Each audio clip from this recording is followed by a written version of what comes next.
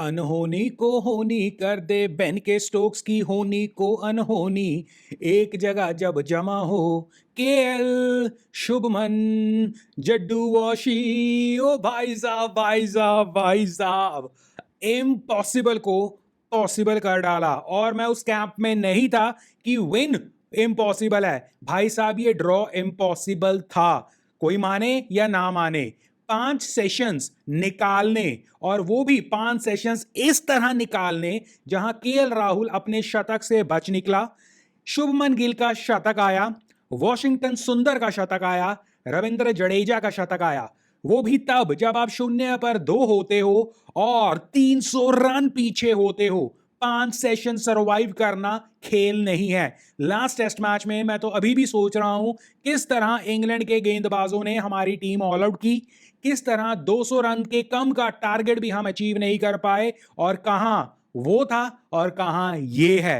Absolutely stunner एक match, ये वाला टेस्ट मैच जो बेन का स्टोक्स जीतना ही चाहिए था, जीतने ही वाला था, कोई नो इफ नो बट था।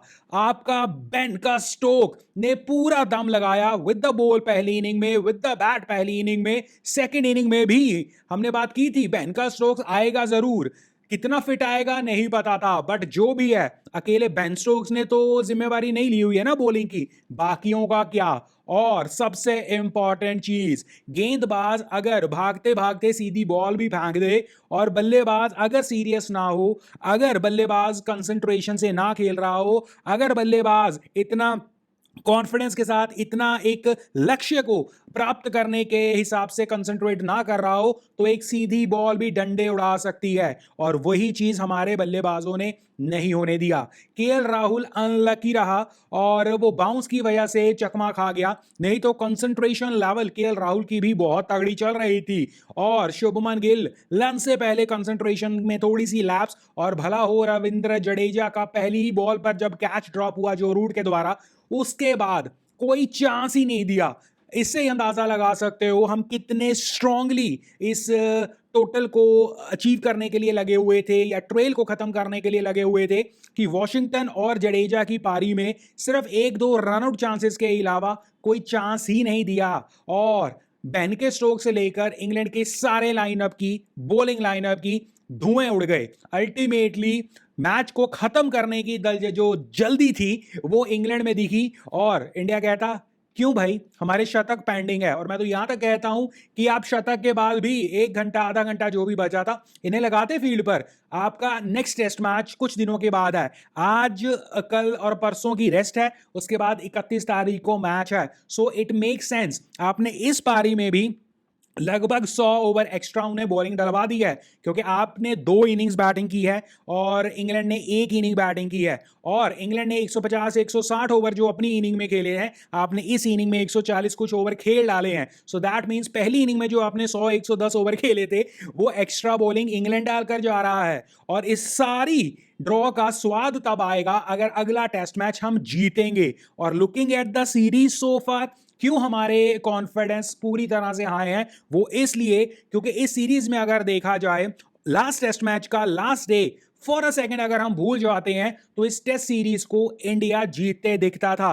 यह बताता है कि इंडिया कितने स्ट्रांगली खेला है, और यह बताता है कि इंग्लैंड कितनी फिसड्डी खेला है, या हमने कितना उन्हें फिसड्डी बना दिया है। इस टेस्ट मैच को जीतकर, पार्डन मी, इस टेस्ट मैच को ड्रॉ करवाकर हम बहुत खुश हैं और होने भी चाहिए, बट इसका फायदा हमें अगले टेस्ट मैच में मिलेगा। और अगर अगले टेस्ट मैच में हम जीत जाते हैं तो इस टेस्ट मैच के ड्रॉ को मैं सक्सेसफुल मानूंगा, तो मैं मानूंगा कि हमें एक्चुअली अपने फ्रूटफुल रिजल्ट्स मिले हैं, क्योंकि हमने नेक्स्ट टेस्ट मैच जीतकर सीरीज ड्रॉ कर दी है। बट अगर बाय चांस, जो कि पॉसिबिलिटी बहुत कम है, हम नेक्स्ट टेस्ट मैच हारते हैं, तो पॉसिबली इस टेस्ट मैच को जितना मर्जी हम हाइप कर दें, एक ड्रॉ को ड्रॉ की तरह देखा जाएगा और हम कुछ नहीं सीख कर गए हैं यही माना जाएगा। इसके अलावा एक वो हैंडशेक वाला जो कंट्रोवर्सी हुआ, जहां बेन का स्टोक्स कहता था कि लास्ट का घंटा है, ये रिवायत है क्रिकेट की, अगर रिजल्ट्स नहीं दिख रहे होते हैं तो आप वॉक ऑफ कर जाते हैं, क्योंकि फिर टेस्ट मैच ड्रॉ ही माना जाएगा। वेल वेल वेल, क्या ये सही था या गलत था? वेल, क्रिकेटिंग टर्म्स में कहो तो ये सही था, बट बेंस का स्ट्रोक ने जो किया स्टार्टिंग में जब वो हैंडशेक करने आया, मुझे उसमें थोड़ी सी एक चालाकी की बदबू आई। और बीइंग चालाक तक ठीक था, अगर बेन स्टोक्स ने ये सोचा ही था, जो कि लग रहा था कि ये शतक ना मार पाए मेरे खिलाफ और मैं हाथ मिलाता हूं, टेस्ट में ड्रॉ करवाता हूं और चला जाता हूं, वहां तक ठीक था। बट जब बेन के स्टोक्स को उसने हाथ नहीं मिलाया जडेजा ने और दोनों प्लेयर्स ने एक्सेप्ट नहीं किया, उसके बाद का बेन के स्टोक्स का जो रवैया था और बाकी के प्लेयर्स का जो इंग्लैंड के रवैया था, वहां पर मुझे इवन एक सुपेरिटी कॉम्प्लेक्स वाला भी हिसाब किताब दिखा कि हम इंग्लैंड वाले हैं, तुम इंडिया वाले हो, हम क्यों, मतलब आप बेसिकली डिक्टेट कर रहे थे कि मैं आया हूं और मैंने पूछा नहीं है, बेन स्टोक्स ने पूछा नहीं था, सीधा आकर हाथ मिलाने को लगा हुआ है कि मैंने कह दिया तो ये मैच ड्रॉ ही होगा और अभी हम चलते हैं। और जिस तरह हमने रिफ्यूज किया वो बेन के स्टोक्स को पसंद नहीं आया और रवैया जिस तरह का था, well that was not acceptable. Again मैं बोल रहा हूं, बेन के स्टोक्स ने अगर ये बुरी नीयत से या एक चालाकी वाली नीयत से भी किया होता, नो प्रॉब्लम, उसके बाद का रवैया इज द प्रॉब्लम। वो रवैया जो दिखा रहा था, हम ब्रिटिशर हैं, हमने तुम्हें कहा कि हम हाथ मिलाएंगा और हम इस टेस्ट मैच को ड्रॉ पाएगा,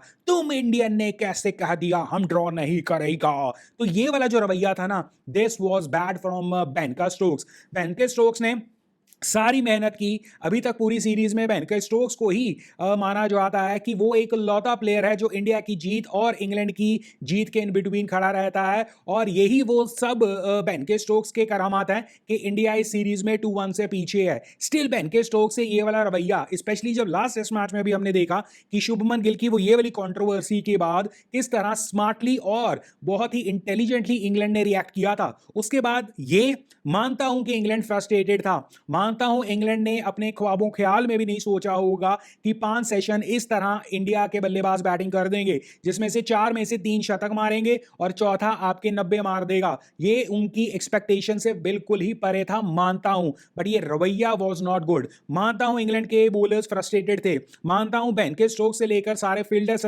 फ्रस्ट्रेटेड थे, बट ये फ्रस्ट्रेशन या ये सारा रवैया तब तक ठीक था जब तक आप चालाकी कर रहे थे, बट उसके बाद का रवैया और ये कहना हमारे बैट्समैन को कि भाई तुम हैरी ब्रूक के अगेंस्ट मारना चाहता है, तुम जो रूट के अगेंस्ट मारना चाहते हो, this was below the belt. क्योंकि इस पूरे मैच में या इस पूरे दिन में, इंक्लूडिंग पिछले दिन के 2 सेशंस में, भाई साहब आपके प्राइम बॉलर्स को ही कुटाई हुई है, आपके प्राइम बॉलर्स की जो आप बॉलिंग करवा रहे हो या जो बॉलर्स हैं उनकी ही कुटाई हुई है, उनसे ही ये टेस्ट मैच बचाया है। और आपको जडेजा या वॉशिंगटन सुंदर या टीम इंडिया ने नहीं कहा है कि आप खुद ना बॉलिंग डालने आओ, आप आर्चर को बॉलिंग ना डालने आओ। पोस्ट मैच प्रेजेंटेशन में या तब भी बेन स्टोक्स ने कहा कि मैं अपने बॉलर्स को रिस्क नहीं करना चाहता था, तो आप रिस्क नहीं करना चाहते थे, दैट डजंट मीन कि हम ये चूज कर रहे हैं कि हम किसके अगेंस्ट शतक मारना चाहते हैं। ये शतक इंग्लैंड के खिलाफ है, ये शतक एक इंग्लैंड की जीत को डिनाई करने का शतक है, ये शतक पूरी तरह से टीम इंडिया के गरूर का शतक है, ये शतक टीम इंडिया के कॉन्फिडेंस का शतक है, ये शतक वो हमारी सारी खामियों को छुपाने का शतक है, ये शतक हमारी कैपेबिलिटी को दिखाने का शतक है, ये शतक इंग्लैंड के खिलाफ है, इंग्लैंड के घर पर है, इंग्लैंड के अगेंस्ट है, इंग्लैंड की एक जीत को किस तरह डिनाई करने का है, और ये हम प्राउडली करना चाहते थे और हमने किया। इसमें किसी भी प्रकार की इफ्स एंड बट्स नहीं थी, इसमें किसी भी प्रकार का इंग्लैंड का रवैया हम एक्सेप्ट नहीं करते इस तरह का। बेन का स्ट्रोक्स अपनी तरफ से हो सकता है ठीक था कुछ हद तक, बट रवैया या रिएक्शन वाज नॉट गुड। इसके अलावा एक ये भी बात की जाती है कि इंडिया के प्लेयर्स रिकॉर्ड्स के लिए खेलते हैं। वेल यस, हम रिकॉर्ड्स के लिए खेलते हैं, ये हम कहीं ना कहीं, इसमें बुराई क्या है, क्या रिकॉर्ड्स बनाने के लिए नहीं होते? अब अगर आपकी कोई मान्यता है या आप ये मानते हो, वैसे ये भी एक डाउट वाला क्वेश्चन मार्क वाली एक जगह है कि क्या अगर इंग्लैंड इस स्टेज में होती, इंग्लैंड ये काम करती? वेल पर्सनली मुझे लगता है मे बी इंग्लैंड भी वॉक कर जाती और वो माइलस्टोन्स के लिए ना जाती, बट व्हाट इफ वो भी इसी तरह खेलना चाहते? तो ये एक इफ एंड बट वाली बात है। और जब आप एक रूल के विद इन खेल रहे हो तब सारी चीजें रूल्स के विद इन सही है। तो इंडिया सही था, बेन स्टोक्स का जाना और अप्रोच करना गलत नहीं था, बट अप्रोच करने के बाद का रिएक्शन कंप्लीटली गलत था। और इसमें कई वो ऐसी चीजें हैं जो नहीं होनी चाहिए थी, भेदभाव भी था उसमें, एटीट्यूड भी था उसमें, लूजर्स वाली वो भी थी, और इसमें स्पोर्ट्समैन स्पिरिट तो बिल्कुल नहीं थी। This is what I believe. और जाते जाते एक और चीज हम बात कर लें, गौतम गंभीर। वैसे इस टेस्ट मैच को ड्रॉ कराने की हमें खुशी है, डेफिनेटली बहुत मजा आया, कमाल कर दिया। बट इस टेस्ट मैच को अगर नेक्स्ट टेस्ट मैच में हम जीत में कन्वर्ट नहीं करते हैं तो इस ड्रॉ का मायना मेरे लिए बहुत कम हो जाएगा, क्योंकि हम फिर वो उस मोमेंटम को नहीं लेकर जाएंगे। बट वील सी जब नेक्स्ट टेस्ट मैच आएगा। बट इस दौरान गौतम गंभीर का रिएक्शन और रवैया फिर से वही, बाद में जाकर जो प्रेजेंटेशंस वगैरह या गौतम गंभीर ने जो प्रेस कॉन्फ्रेंस की उसमें कुछ हाईलाइट्स इस प्रकार हैं कि गौतम गंभीर मानते हैं कि ये बेस्ट साइड है टीम इंडिया की जो वहां गई है, which is a shameful thing to say. आपने परफॉर्म बेस्ट किया है, अब उस परफॉर्मेंस में कोई नहीं कह रहा कि आपसे कोई क्रेडिट वापस नहीं ले रहा या ले भी नहीं सकता, रिकॉर्ड बुक्स में ये दर्ज है।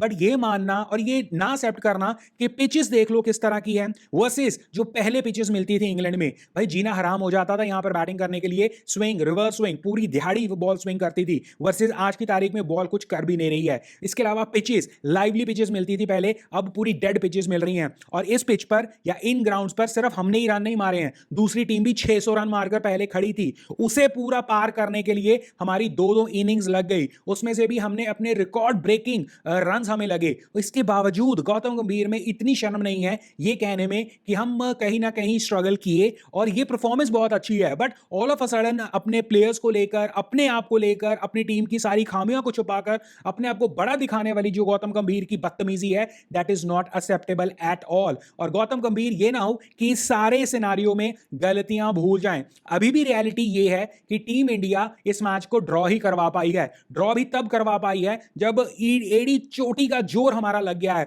हमारे चार चार प्लेयर में से लगभग 4 शतक आए हैं, हमारी पूरी दम प्राण लग गया है और हमने 600 रन खाए भी हैं। इन चीजों को हम इग्नोर नहीं कर सकते। तो गौतम गंभीर के लिए सलाह यही रहेगी, और एज अ क्रिकेट फैन ही मैं सलाह दे सकता हूं कि गौतम गंभीर साहब आप रियलिटी को फेस कीजिए। जो हुआ है उसके लिए बहुत बहुत मुबारकें सबको, बट आप रियलिटी से जो भागने की कोशिश करते हो ना, और जो खामियां हैं उसे एक्सेप्ट नहीं करते हो, that is very bad. Number 2, एक का कहा जा रहा है कि गौतम गंभीर की बैटिंग लंबी करने का क्रेडिट है। नो, बैटिंग लंबी क्रेडिट क्या हुआ, टोटल मिलाकर 6 बल्लेबाजी गए हैं, 4 आपके कुल मिलाकर आउट हुए हैं और 2 आपके बल्लेबाज वहां पर बैटिंग कर रहे थे। तो कुल मिलाकर 6 बल्लेबाज ही इन्वॉल्व थे इस पूरे सिनारियो में। उसमें भी आपके फॉर अ चांस ये बात है कि आपके 0 for 2 हो गए थे। सो दैट मींस 6 प्लेयर्स ने ही आपको टेस्ट मैच बचाया है भाई साहब। आपको इवन 7वें प्लेयर की भी जरूरत नहीं पड़ी। डिबेट हो सकती है कि Rishabh Pant this and that, वो whatever it is, but 6 players ने ही जिताया है। 7वां 8वां 9वां नहीं लगा।